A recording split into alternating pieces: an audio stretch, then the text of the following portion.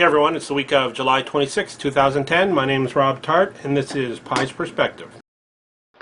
In the town of Larkspur, Colorado, a bear managed to get into an unlocked car and send the car rolling with the bear still inside.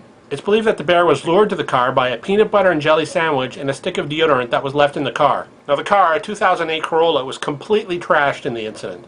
I'm not surprised. A Toyota Corolla is not the right choice for a bear. Bears should be stealing SUVs at minimum. The bear also left a heavenly scented present on the driver's seat. Now the bear was probably just marking his territory. That way when another bear comes along to steal the car, this car definitely belongs to Bob. Why anybody would leave a peanut butter and jelly sandwich in their car in bear country is completely beyond me. I mean, you're just asking for trouble. Why not just cover the steering wheel in honey, and while you're at it, hang a berry-flavored air freshener from the mirror? I'm hoping that animals stealing or carjacking cars is not becoming some sort of a new trend. I know that if I was at an intersection and a bear rolled up on me and asked me to get out of the car, I don't think I'd put up too much of a fuss. Hell, I'd even adjust the seat for him. I'd ask him if he could drive stick, and if he can't, I'd offer to give him impromptu lessons. What about the police who have to pursue this bear? I know if I was a cop and a bear who was driving a car decided to bail, I would probably pass on the foot pursuit. 1 Item 12 to base. The suspect has ditched the car and is now fleeing on foot, or paw. 10-4, and what way is he heading? The suspect is heading north on Raspberry. 10-4, and are you in pursuit? That would be a great big negative.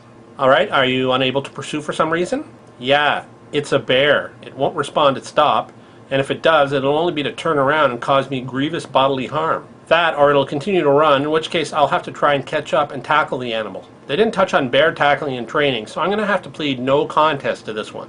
And I'm not even going to get into the logistics of trying to handcuff a bear. No, I think I'll just wait in the car till someone with a dart gun or a rocket launcher shows up.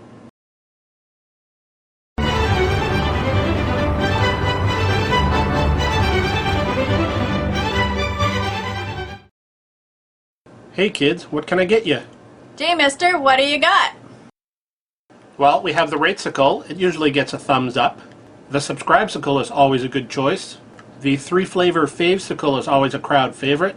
And I often get positive feedback from the comment on a stick. It all looks so good. I'm having trouble deciding. I think I want one of each.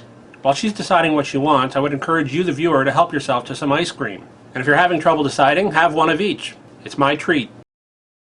First of all, this next story kind of touches on religion a little bit. I had decided early on that I was never going to do stories that involved religion or politics because it's too divisive, but I couldn't resist this story. And I think I'm presenting it in such a way that it won't offend most people of religion.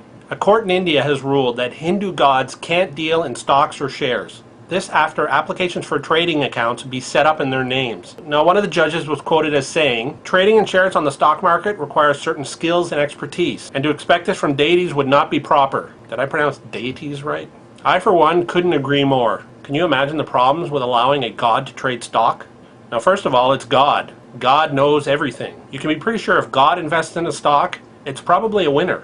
Every trader on the planet would be snapping up shares in anything that God invests in. I mean, come on, how often is God wrong? Now, on the other hand, the moment God decides to sell a stock, you can be pretty sure that the stock is probably not going to do too well. I'd like to know how far-reaching the no God rule extends. Now, there's many religions in the world, and each of them have their own view of what God is. But does the ban apply to gods that were worshipped hundreds of years ago?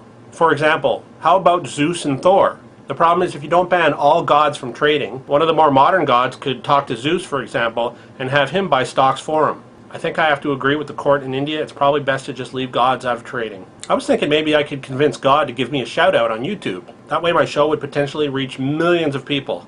And if you're listening, God, I'll even put you in my channel box. Now that would be a true miracle. Today's question of the day is, if you were carjacked by an animal, what animal would you like to be carjacked by and why? Now for me, I think a giraffe would be pretty funny. I think I'd get a big kick out of watching the giraffe drive with its head out the window, a la Ace Ventura. Anyway, that's all I have for this week. Thanks for watching. My name's Rob Tart, and remember, it's not necessarily right or wrong, it's just my perspective. The bear also left a hang a berry-flavored deodorizer. And while you're at it, maybe hang a bear. And I'm not even going to get into the logistics of trying. Every trader on the planet would be. I'd like to know how far the I'd like to know. I think I have to agree with the court in India. I think I have to agree with the court in India. I think I have to agree with the court in India. It's probably